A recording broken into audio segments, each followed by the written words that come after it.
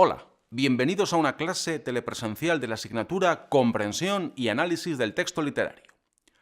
En este vídeo vamos a conocer las corrientes funcionalistas pragmáticas de la literatura. Vamos a profundizar en su concepción de la literatura y a ver cuáles han sido las principales escuelas a lo largo del siglo XX. En general, estas escuelas se formulan la pregunta de ¿a qué llamamos literatura?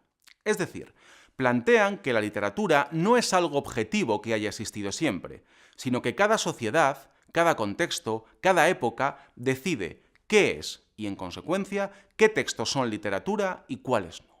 Piensan, por lo tanto, que la literatura es un concepto voluble y dinámico que puede variar con el paso del tiempo. Estas escuelas de pensamiento literario surgieron hacia mediados del siglo XX, cuando se produjo el denominado giro pragmático, que rechazaba visiones formalistas y objetivas de la literatura. La mayor contribución a este giro pragmático fue la de la teoría del marxismo. Evidentemente, el marxismo no nació como teoría literaria, sino como una especie de cosmovisión global para comprender y transformar todos los ámbitos de la sociedad.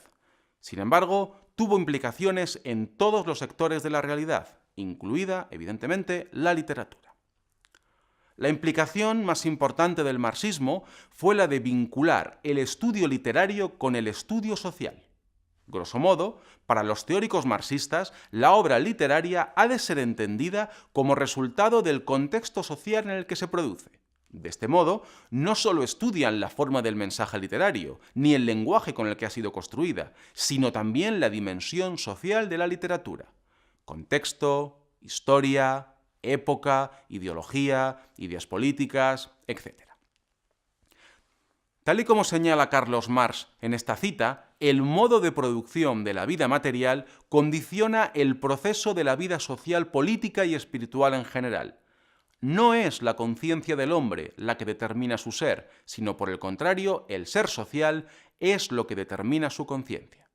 Dado que la literatura forma parte de la vida social, de la vida política y de la vida espiritual del hombre, estará condicionada por el modo de producción de la vida material, por lo que es necesario estudiar este.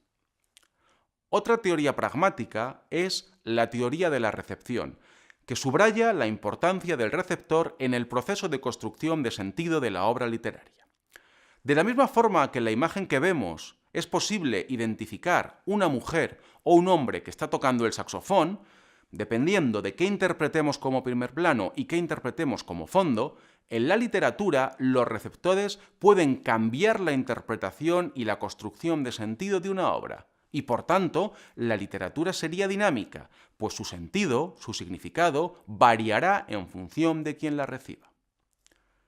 También pertenece a esta visión pragmática la semiótica de la cultura, una teoría que afirma que para entender una obra literaria no basta con decodificar el código lingüístico, sino que hay que decodificar correctamente todos los códigos culturales, sociales, estéticos, etc., que participan en su creación.